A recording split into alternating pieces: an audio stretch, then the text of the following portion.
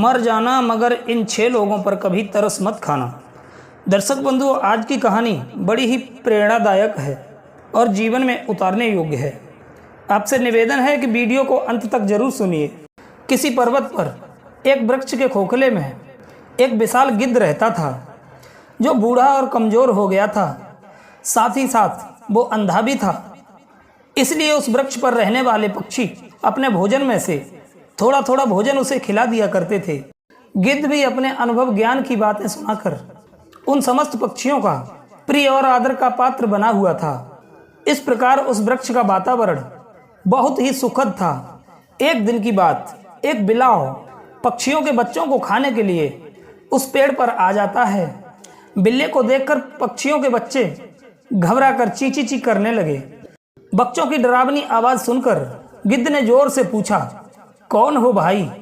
गिद्ध की आवाज़ सुनकर बिलाव भयभीत हो गया। सोचने लगा, मैं लोभ के कारण कहाँ आ गया? यहाँ तो प्राणों के लिए बहुत बड़ा संकट है। ये तो कोई विशाल गिद्ध मालूम पड़ रहा है। यदि इसे मेरे आने का कारण पता चल गया तो ये मुझे नहीं छोड़ेगा। दर्शक बंधुओं, मृत्यु को निकट देखकर बिलाव ने कपट बुद्धि का इस्तेमाल किया और गिद्ध को प्रणाम करते हुए बोला, महाराज, मैं एक बिलाव हूँ। बिलाव का नाम सुनते ही गिद्ध उस पर चिल्लाने लगा। उसे डांटते हुए बोला, अरे दुष्ट बिल्ले, तूने यहाँ आने की हिम्मत कैसे की? तुझे पता नहीं है इस वृक्ष की देख रेख मैं करता हूँ। गिद्ध के इस प्रकार डांटने पर बिलाव अत्यंत भयभीत हो गया। उसने तुरंत कपट बुद्धि का आश्रय लिया और एकदम गिद्ध के चरणों में गिरते हुए बोला, महाराज, मेरी बात सुन लीजिए। उसके बाद यदि मैं मारने योग्य हूँ तो मुझे मार देना। गिद्ध ने कहा, अरे दुष्ट बिल्ले, तू यहाँ किस लिए आया है?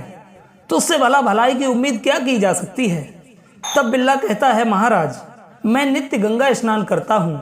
मैंने मांस खाना छोड़ दिया है और मैं अपनी इंद्रियों पर काबू रखता हूँ। ब्रह्मचर्य का पालन भी करता हूँ। मैंने अनेक पक्षियों के द्वारा आपके धर्म ज्ञान की खूब प्रशंसा सुनी थी। मैं आपके पास धर्म का रहस्य सुनने आया हूँ। इसके अतिरिक्त और मेरा कोई उद्देश्य नहीं है। महाराज, मैं आपका सेवक हूँ। बड़े ही श्रद्धा भाव से आपके पास आया हूँ, इसलिए मुझे त्यागिए मत। मुझे अपनी शरण में लेकर मुझे ज्ञान उपदेश दीजिए। गिद्ध बोला, अरे बिलाव तो मांस भक्षी होता है और यहाँ पक्षियों के छोटे छोटे बच्चे रहते हैं। मैं उन सब की रक्षा करता हूँ, इसलिए तू यहाँ से तत्काल भाग जा। तेरी मेरी मित्रता नहीं हो सकती। कहते हैं, जिसका पहले शत्रुता पूर्वक व्यवहार देखा गया हो, उस पर विश्वास करना मानो मृत्यु का मस्तक सूंघना है। बिलाव ने गिद्ध को विश्वास दिलाने के लिए कहा, महाराज, मैंने धर्मज्ञ पुरुषों से सुना है कि अहिंसा ही परम धर्म है। इसलिए मैंने मांस भक्षण करना छोड़ दिया है। मैं केवल फल और अन्न खाकर ही अपनी जीविका चलाता हूँ। मैं पूर्ण रूप से संन्यास ले चुका हूँ। आज मैं आपके दर्शन करके धन्य हो गया, क्योंकि सद्पुरुषों का दर्शन बड़े भाग्य से मिलता है। कृपया अपने चरणों में मुझे रहने का स्थान दे दीजिए। सज्जनों, इस प्रकार बिलाव की मीठी मीठी कपट पूर्वक बातों पर गिद्ध ने विश्वास कर लिया और उसे अपना मित्र बना लिया। उसी दिन से वो बिलाव वहीं रहने लगा। कुछ दिन बीत जाने पर वो बिल्ला गिद्ध का विश्वास पात्र बन गया। उधर पक्षियों के बच्चों को देख देख कर उसके मुंह में पानी आने लगा। मांस भक्षी होने की उसकी प्रवृत्ति उसे पक्षियों के बच्चे खाने के लिए विवश कर रही थी। धीरे धीरे उसे ये भी पता चल चुका था कि गिद्ध पूरी तरह से अंधा है। ये भला मुझे क्या हानि पहुंचाएगा? दर्शक बंधुओं, एक दिन सभी पक्षी भोजन के लिए बाहर गए हुए थे। बच्चों की रखवाली गिद्ध तो करता ही था। उसी बीच में बिलाव पक्षियों के बच्चों को खाने लगा। इस तरह जब शाम को पक्षी लौटकर आते हैं और अपने बच्चों को ना पाकर बहुत दुखी होते हैं, धीरे धीरे वो दुष्ट बिल्ला उन पक्षियों के सभी बच्चों को खा गया। बच्चों को खाने के बाद उनकी हड्डियां वो उस गिद्ध की खोह में रख देता था। अंधा होने के कारण गिद्ध बिलाव की इस दुष्टता को नहीं जान पाया। एक दिन सभी पक्षी बच्चों के दुख से दुखी होकर उन्हें ढूंढते हुए वे उस गिद्ध के खोखले तक आ पहुंचे। वहां उन्हें बिलाव तो नहीं दिखा, क्योंकि वहां से तो वो भाग चुका था। सब पक्षियों ने जब गिद्ध के खोह में अपने बच्चों की हड्डियां देखी तो उनका खून खौल उठा। वे गिद्ध को ही अपने बच्चों का हत्यारा समझने लगे। इसलिए उन समस्त पक्षियों ने उस अंधे गिद्ध को हमला कर करके मार डाला। मित्रों, एक दुष्ट व्यक्ति को साथ रखने के कारण निर्दोष गिद्ध को प्राण त्यागने पड़े। इसलिए कहते हैं दुष्ट व्यक्ति का साथ घातक होता है। बेचारा गिद्ध तो सब पक्षियों के बच्चों की रक्षा करता था, किंतु हिंसक बिलाव का संग होने से अनेक पक्षियों के बच्चे भी मर गए और गिद्ध भी मारा गया। कहते हैं जो मंद बुद्धि उचित रूप से मित्र के मन की अच्छे बुरे भाव को समझे बिना उससे मित्रता करता है, उसका मैत्री रूपी धन नष्ट हो जाता है। हमेशा विश्वास पात्र किसी को नहीं बनाना चाहिए। यहाँ तक कि पुत्र, भाई, स्त्री, सलाहकार या अधिकारी पुरुष का भी अत्यंत विश्वास नहीं करना चाहिए, क्योंकि सभी लोगों को धन, स्त्री और राज्य का लोभ अधिक होता है। यदि कोई विश्वास पात्र है भी तो भी उसके कार्य की छिपकर परीक्षा करनी चाहिए। कहते हैं मूर्खों को उपदेश देने पर क्रोध को बढ़ाता है, उससे उसे शांति नहीं मिलती। सर्पों को दूध पिलाना विष को बढ़ाता है, उससे अमृत नहीं निकलता। नीच पुरुषों से घनिष्ठता मुसीबतों को बढ़ाती है। विद्वान पुरुष कहते हैं पापाचार्य दुष्टों का त्याग ना करके उनके साथ जो मिला रहता है, ऐसा करने से निरपराध सज्जनों को भी उनके समान ही दंड प्राप्त होता है कि ऐसे पुरुषों पर भूल कर भी विश्वास नहीं करना चाहिए। धूर्त, आलसी, डरपोक, क्रोधी, अभिमानी, चोर, एहसान फरामोश, नीच, हिंसक और निर्दयी। विद्वान लोगों ने कहा है कि दुष्टों पर कभी विश्वास और रहम नहीं करना चाहिए।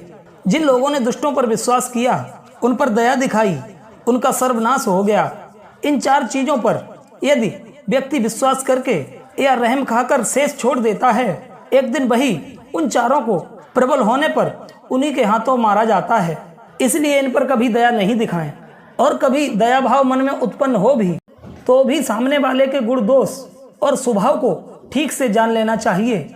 आचार्य चाणक्य ने तो ये कहा है कि दुष्ट को उपदेश से नहीं समझाया जा सकता है, इसलिए दुष्ट के साथ दुष्टता का ही बर्ताव करना चाहिए। कहते हैं नीम की जड़ में रोजाना मीठा दूध डालने पर भी उसके स्वभाव में बदलाव नहीं आ सकता, वो रहेगा कड़वा का कड़वा ही। आज की कहानी भी ठीक इसी विषय पर थी। हमने देखा है कि भोले भाले सज्जन लोग अक्सर दुष्टों पर, धूर्तों पर विश्वास करके दया दिखाकर उनके ही जाल में फंसकर नष्ट होते रहते हैं। मित्रों, ये वीडियो उन भोले भाले लोगों के लिए एक सबक है। मेरे कहने का मतलब ये नहीं है कि आप दया भाव का त्याग कर दो। जीवों पर दया करना सबसे बड़ा धर्म है, पर दया दिखाने से पहले उस पर गहनता से विचार कर लो, उसके स्वभाव को जांच परख लो, ताकि वो आपके साथ धोखा ना कर सके। अक्सर धूर्त और दुष्ट लोग अपने स्वभाव को छुपा कर रखते हैं। वे बाहर से जितने सहज दिखते हैं, अंदर से उतने ही क्रूर होते हैं। दुष्टों का थोड़ी देर का संग भी सज्जन को विपत्ति में डाल देता है। कहते हैं कि खोटी सलाह से राजा नष्ट हो जाता है, दूसरों का संग साथ करने से सन्यासी नष्ट हो जाता है, लाड़ चाव से पुत्र बिगड़ जाता है, न पढ़ने से ब्राह्मण, बदमाश बेटे से कुल नष्ट हो जाता है, अनीति से चलने से सुख समृद्धि नष्ट हो जाती है। दुष्ट पुरुषों का स्वभाव मेघ के समान चंचल होता है, वे पल भर में प्रसन्न भी हो जाते हैं और अकारण क्रोध भी कर बैठते हैं। दर्शक बंधुओं, जिस तरह शत्रु, कर्जा, अग्नि और रोग, इन चारों को शेष नहीं छोड़ना चाहिए, क्योंकि इन्हें शेष छोड़ते हैं तो ये विकराल रूप लेकर उसी के लिए दुखदायक होते हैं। उसी तरह दुष्टों पर, धूर्तों पर, आलसी पर, एहसान फरामोश पर, लालची पर और स्वभाववश शत्रुओं पर कभी रहम नहीं दिखाना चाहिए। एक बार एक चील ने चूहों के बच्चों पर दया दिखाई थी। जब वे नदी में डूब रहे थे, तब चील ने उन्हें पानी से निकाला और ठंड से उन्हें बचाने के लिए अपने पंखों में छुपा लिया। नतीजा ये हुआ कि चूहों के बच्चों ने अंदर ही अंदर चील के पर खुतर दिए, उसे उड़ने लायक नहीं छोड़ा। ऐसे लोगों पर दया दिखाने से अपना ही नाश होता है। भूल कर भी ऐसे लोगों का विश्वास ना करें, ना उन पर दया दिखाएं।